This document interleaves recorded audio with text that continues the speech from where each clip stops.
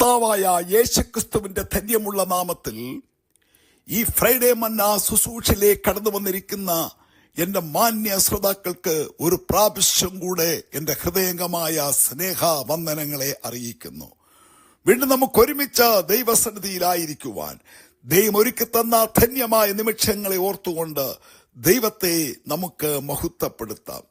നമ്മുടെ എല്ലാ വഴികളിലും നമ്മെ കാക്കേണ്ടതിന് തന്റെ ദൂതന്മാരോട് കൽപ്പിച്ച് നമ്മുടെ കാൽ കല്ലിൽ തട്ടിപ്പോകാതിരിക്കേണ്ടതിന് ദൈവം നമ്മെ തന്റെ കൈകളിൽ വഹിച്ച് ഓരോ ദിവസവും നടത്തിയ ദൈവത്തിന്റെ വിശ്വസ്തകളെ ഓർത്തുകൊണ്ട് ദൈവത്തെ നമുക്ക് മഹത്വപ്പെടുത്താം.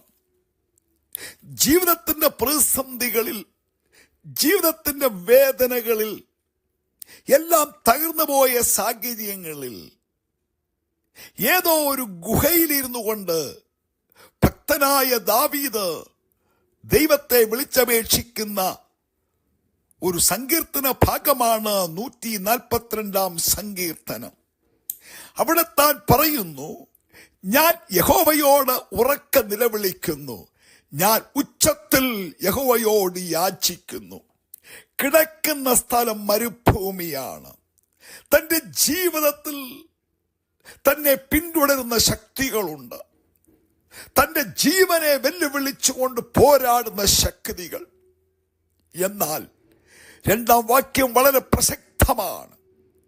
അവന്റെ സന്നിധിയിൽ ഞാൻ എന്റെ സങ്കടം പകരുന്നു, എന്റെ കഷ്ടത ഞാൻ അവനെ ബോധിപ്പിക്കുന്നു. ജീവിതത്തിൽ ഹൃദയം തകർന്നവൻ, ഒത്തിരി സങ്കടമുള്ളവൻ, പക്ഷേ തന്റെ പ്രശ്നങ്ങൾ, തന്റെ സങ്കടങ്ങൾക്ക് പരിഹാരം വരുത്തുവാൻ മനുഷ്യനാൽ കഴിയുകയില്ല. അത് ദൈവത്തിന്റെ കരം തനിക്ക് വേണ്ടി ചലിക്കണമെന്നുള്ളതാണ്.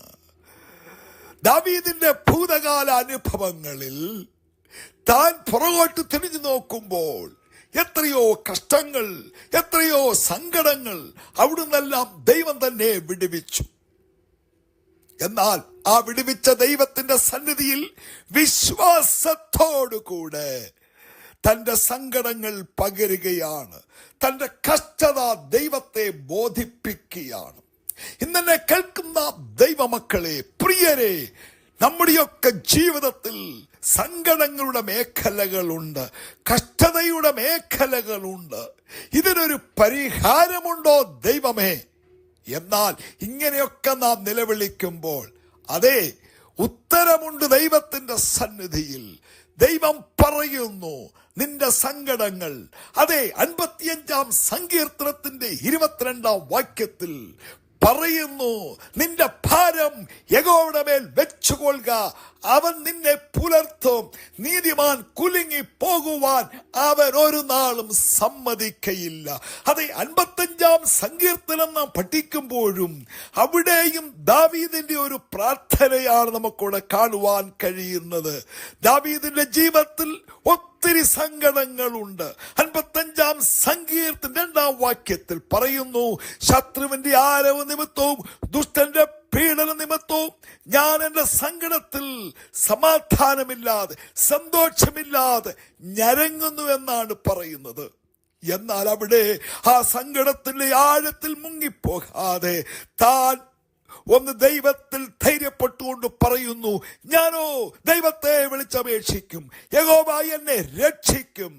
ഞാൻ വൈകുന്നേരത്തും കാലത്തും ഉച്ചയ്ക്കും എന്റെ സങ്കടം ബോധിപ്പിച്ച് കരയും, യഹോവ എന്റെ പ്രാർത്ഥന കേൾക്കും.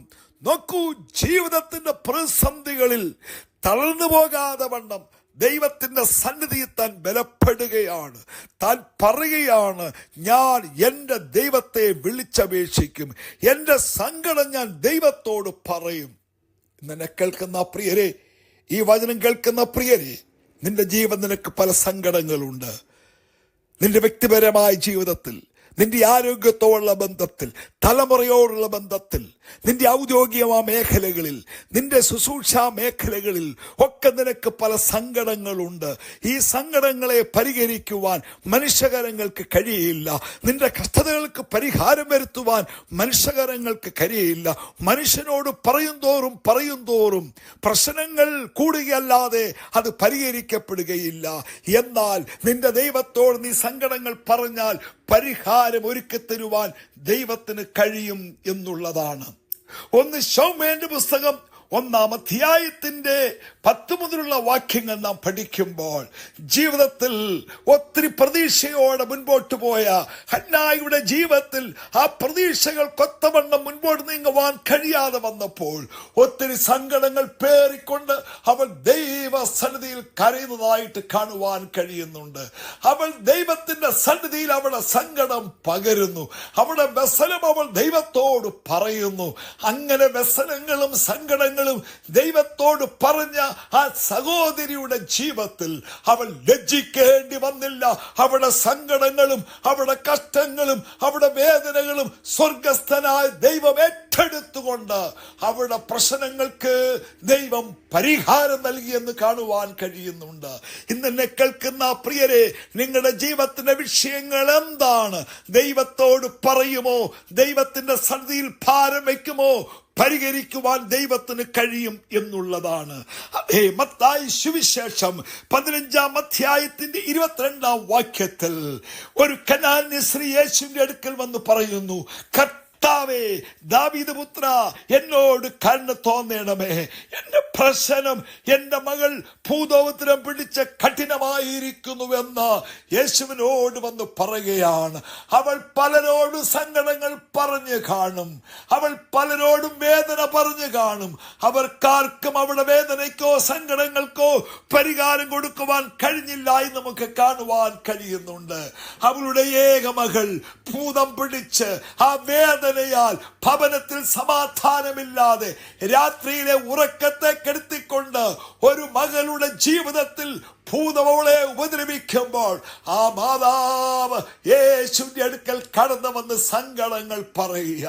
യേശുവിന്റെ അടുക്കൽ സങ്കടം പകർന്ന ആ മാതാവിന് ലജ്ജിക്കേണ്ടി വന്നില്ല. യേശു അവളോട് പറയുകയാണ്, മകളെ, നിന്റെ വിശ്വാസം പോലെ നിന്റെ സങ്കടങ്ങൾക്ക് ഇതാ പരിഹാരം വന്നിരിക്കുന്നു. അവിടെ ഭവനത്തിൽ നാളുകളായി അനുഭവിച്ച സങ്കടങ്ങൾക്ക്, കഷ്ടങ്ങൾക്ക് യേശുനാഥൻ പരിഹാരം വരുത്തി എന്നുള്ളതാണ്. ഇന്നെന്നെ കേൾക്കുന്ന പ്രിയരെ, സങ്കടങ്ങളിൽ നീ തളർന്നു പോകരുത്.